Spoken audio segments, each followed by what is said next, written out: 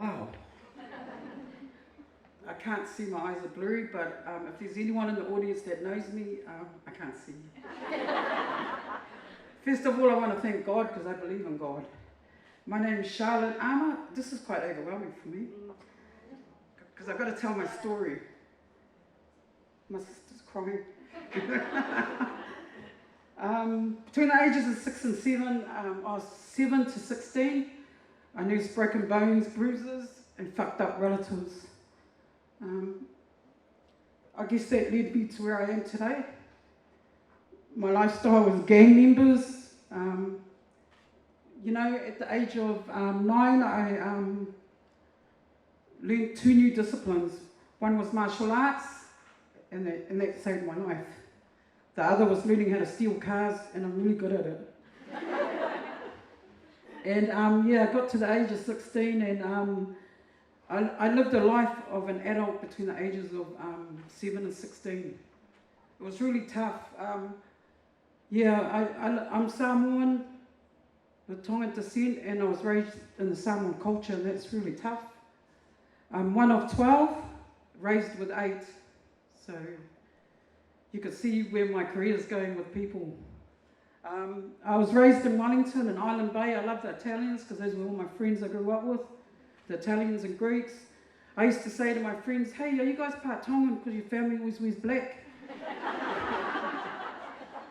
And so, I made friends, 3 long lifetime friends, 3 guys, very privileged. And those guys paid for my martial arts from the age of 8, Eric, Dyson, and Adrian. And we grew up together and we started doing crime together. And that's how I lived. My mother died when I was young and I raised my 3 brothers. So I got a job at the chip factory. I lied to them and said I was 21 just to get into the chip factory so we can pay for rent to them. My dad, he was he had many relationships. He lived in America. So my brothers wanted to live with me. So I said, okay, we can't tell ones because they'll take you off me. So I raised my 3 brothers between working in the chip factory, and I'd lie to them and say that I'm doing a double shift, but I'm out committing crimes. So I apologise to the older people here. If any of your car wheels gone missing or your car, it's called survival. And so, it just led me to working with people, homeless people, because they sort of like live the same, they're living the same lives without any opportunities. People didn't understand me. My grandmother took me to the islands when I was 6 months old, and they returned me back to New Zealand when I was about 7. I got deported because I was missing from school or something. And I couldn't even speak English. And so in Samoa you can throw rocks at kids, in New Zealand you can't do that. So I spent a lot of time in the dean's office or the principal's office. My dad couldn't handle it. And it's good to laugh because I love it when people laugh with me when I tell my story. Because you've got to learn to laugh at yourself and laugh with others. And so I was always at the principal's office, and I guess I started turning into Robin in the Hood. So I was robbing in the hood. So family are Mormons, and I'd go to seminary where they, I don't believe in it because they forced me to go to this thing at like 6 o'clock in the morning. So on the way, there's a bread truck. I'd break into it, take the bread, and go to all the people's houses and put the loaves of bread in the mailboxes. It's really funny because I do that now for the City Mission, and James Liston Countdown donates the bread and I go and deliver it. But it's really tough out there. People talk about the homeless, but they don't talk about the practitioners. That's a really tough job because, I'll be in reception and a woman would walk in and I'd go, hey, there's blood on your legs. And she'll go, no, it's jam. And no one knows what to say. And in my head I'm going, like the fuck, it's jam, this woman's not well. Then you see the signs, this woman's not well, so put a plan around it. But a lot of people come in like that, some practitioners can't stand the smell of someone. You know what, maybe they just don't want you next to them. It's the way of surviving. People find ways to keep other people away from them. And my job is to give those people options to get out of that rut. One thing I can't stand is when a practitioner comes to me and says, I want this for Charlotte. Charlotte needs to, and in my head I'm going, get the fuck out of my face. This is not about you. This is about the people we serve.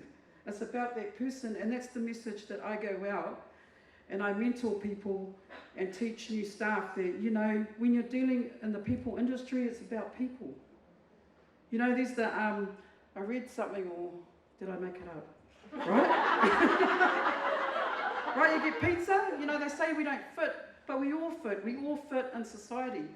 Pizza's round, you cut it into triangles and put it into a box. What the fuck? Does that make sense? And you're probably all wondering what who means. That's my formula to working with people. Humility, humanity, and humour. You've got to have humour in this field. And you know what? I've got to give big ups to people that are in the people industry. Even the biggest ones are mums. I met this lady here tonight. I'm from Bar of Soap. My gosh, it was like, you know, clairvoyant or something. Because she goes, my daughter's name's Charlotte, and my name's Anna. And I was like, what the fuck? In my head, because my sister's name's Anna, and my name's Charlotte. But you know what? Thank you to the lady. Is my 4 minutes up? Can I keep going? Yeah. But you said you're going to dong me. Okay. But you know what? Thank you. I started off quite emotional because it's overwhelming coming up here. I've never spoken about me. I've always in the public eye, and I speak about the homeless because I'm very passionate about what I do. And so on that note, what else can I say? Yeah, you've got to learn to laugh with each other. You know, laugh at the dumb things you do. And okay, I really wanted to say this in public, right? Last thing before I go. When I was 20, my brother's going to Auckland Grammar, and he needed the fees for my two brothers to go to school. And because I was doing martial arts from a young age, I was clubbing at 16, and guess what? I was beating all the boys up. So all these gang members thought, oh yeah, we can get Charlotte to fight. So underground fighting, guess what? 20 Melbourne, 20 20k Aussie Australian dollars. I did it twice, school fees done. Thank you. God bless.